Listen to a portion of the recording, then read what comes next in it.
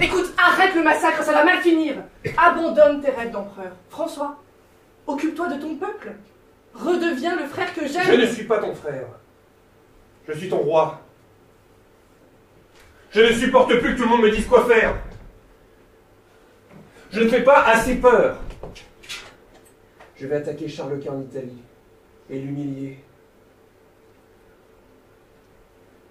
Les armes me rendront justice.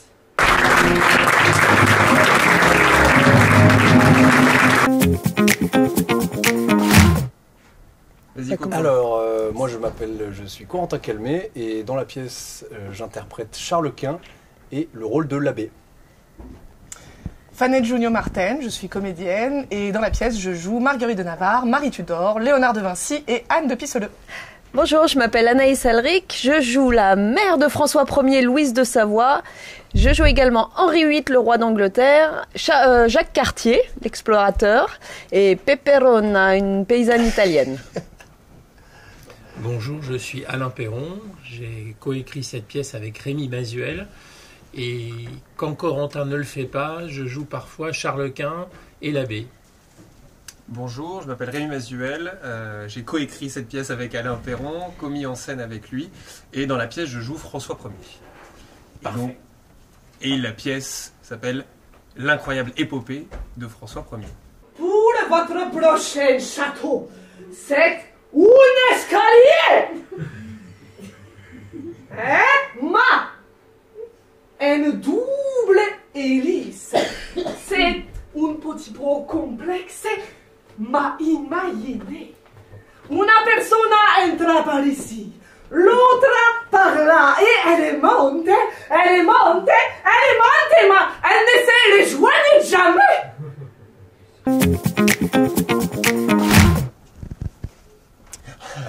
Alors, c'est vous les donc, l'histoire de l'incroyable épopée de François Ier narre un petit peu la vie, même totalement, de François Ier. On part de ses 15 ans, à un moment donné où il n'est pas du tout sûr d'être roi, c'est même assez peu sûr, jusqu'à sa mort, donc ça couvre quasiment 40 années.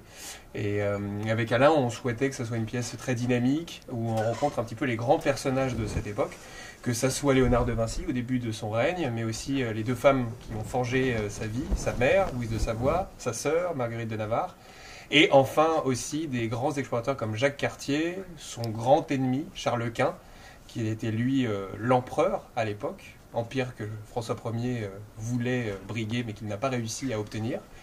Et donc voilà, cette pièce narre un petit peu dans l'ensemble l'épopée incroyable de François Ier. Il a beaucoup voyagé en Italie, en Espagne, il est revenu en France.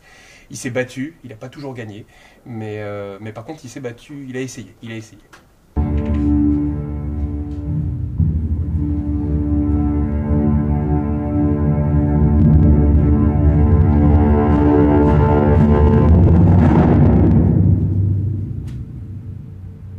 Donnez-moi la Bourgogne. Non. Donnez-moi la Bourgogne. Libérez-moi. La Bourgogne d'abord. D'abord la liberté. Non. On va jamais s'en sortir. Moi, c'est parce que Rémi m'a appelé. Ok. Non, personnellement, je suis hyper heureuse de participer à ce projet parce que je trouve que raconter l'histoire de France de cette manière, de façon ludique, drôle, enlevée, avec toutes ces anecdotes qui fait qu'on retient l'histoire, c'est merveilleux pour le public, que ce soit des enfants, des adultes, des ados, tout le monde apprend beaucoup en s'amusant et je trouve que on est des passeurs de mémoire. Et je suis vraiment ravie d'être ça, quoi, de pouvoir participer à ce projet, à me dire, voilà un roi que on n'oubliera pas, parce que les gens qui sont venus voir la pièce, s'en rappelleront, voilà, donc on perpétue la mémoire de l'histoire. Et l'alliage peut-être que l'on a souhaité avec Anaïs sur les décors, la scénographie, Dans le but que la langue avec Alain qu'on a constituée avait pour but d'être rigoureuse historiquement, mais d'être accessible à tout le monde, autant aux adultes qu'aux enfants. Dans le côté visuel, on a travaillé sur un environnement BD, avec des fonds qui sont dessinés, qui sont projetés, et les costumes qui sont d'époque, mais sur lesquels on est venu, Anaïs a fait un travail incroyable pour venir redessiner des choses et pour avoir le sentiment que c'est des personnages qui s'insèrent dans le décor de BD au global.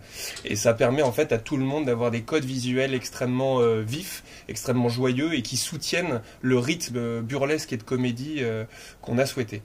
Et l'autre chose peut-être que j'aimerais ajouter, c'est qu'au départ avec Alain, on a réfléchi à cette pièce sur François Ier parce que François Ier, on a réalisé que tout le monde connaissait 1515 Marignan, on l'apprenait par cœur, et puis Chambord, mais on ne savait pas réellement quelle était sa vie. On a tous un peu d'attachement pour ce roi, mais à part savoir qu'il était de la Renaissance, qu'il était peut-être l'incarnation de la Renaissance, on ne savait pas vraiment pour quelle raison. Et c'est là où on s'est dit, bon, il y a peut-être quelque chose à creuser, et si ça peut servir, cette pièce, c'est peut-être un moyen de savoir ce qu'il y a derrière 1515, Marignan et Chambord, et qu'il n'y a peut-être pas que ça. Et réviser son cours d'histoire aussi de manière très ludique.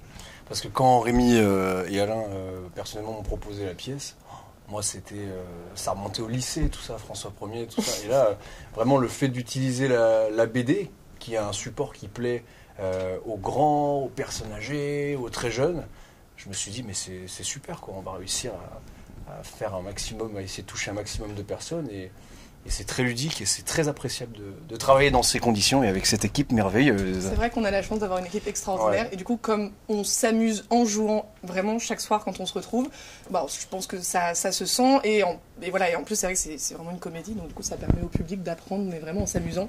Et de ne pas avoir le sentiment d'être dans quelque chose de pédagogique, mais vraiment dans une pure comédie, tout en apprenant des choses. Et ça, c'est formidable.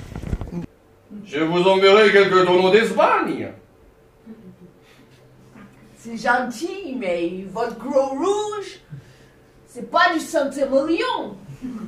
Quand vous aurez récupéré l'Aquitaine et moi la Bourgogne, vous aurez de quoi remplir votre cave. En attendant, faites comme moi, buvez de la bière. Je dis pas non, mais je vous préviens, le houblon me donne des gaz. Demain, il y a raclette. Ah oui, demain, on fait une soirée raclette. Mais ça, c'est... Vas-y, Coco. Allez, Coco, il a plein d'actu. Vas-y. Sur Paris, moins. Non, ça concerne d'autres pièces, mais qui vont tourner ailleurs. Donc, je sais pas quel type de public on cible. On est tout braqué François Ier en ce moment. Non, on ne vit que pour François Ier. Rien d'autre n'existe que François Ier. 24 heures par jour. Peut-être que Rémi avait envie de dire quelque chose. Non, oui. Juste dire que sur la pièce sur François Ier, en termes d'actualité, c'est une force de voir qu'elle permet clairement de créer de l'adhésion autant auprès d'un public jeune qu'adulte et qu'assez âgé. Et ce côté réunion familiale autour d'un sujet historique et d'avoir discussion, matière à échanger derrière entre les différentes générations, c'est quelque chose qu'on souhaite pousser avec des pièces qu'on aimerait aller faire jouer. On a déjà fait jouer dans des châteaux et on veut pousser ce mouvement parce que il y a énormément de lieux incroyables du patrimoine français qui sont un peu soit oubliés, soit méconnus, et ce genre de pièces que l'on crée, on les crée pour faire vivre un petit peu le patrimoine français, modestement. Majesté. Il m'appelait Charles. Dès le premier regard, j'ai su que je l'aimerais jusqu'à mon dernier souffle. Tout à l'heure, ce geste pour remettre votre mèche, la malice dans le regard, vous avez réveillé le manque et j'ai dit toutes ces bêtises. Et moi, toutes ces méchancetés? Au moment de rejoindre notre Seigneur, que nous reste-t-il? Sinon le souvenir des êtres que nous avons chéris. J'ai adoré la pièce, j'ai vraiment passé un super moment. Les comédiens ont vraiment un super jeu d'acteurs. Je me suis pas ennuyée une seule seconde, j'ai trouvé que c'était très bien rythmé. Et on en apprend aussi plus sur l'histoire de France avec des personnages hauts en couleur et on passe un très bon moment, on rigole beaucoup. Alors j'ai beaucoup aimé ce spectacle, j'ai trouvé que c'était un très bon mélange entre faits historiques, comédie un peu burlesque, humour et surtout le jeu d'acteur était vraiment excellent. Moi je me suis beaucoup amusé pendant ce spectacle et j'ai aussi beaucoup appris. Les deux escaliers montent en spirale sans jamais se croiser.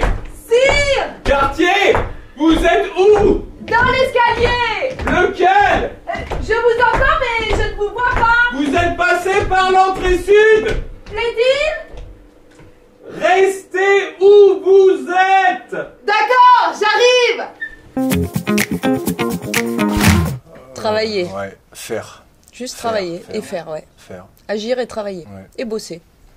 Ok. Pas trop se poser de Ça questions. marche pas avec toi.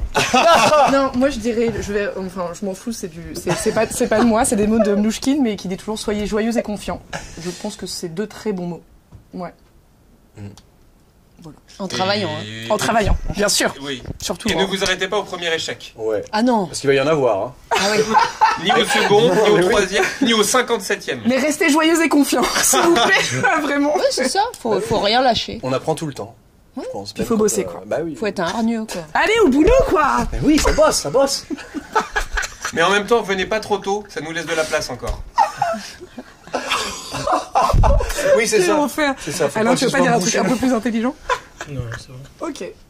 Super, merci. Merci. Oh, quelle grosse.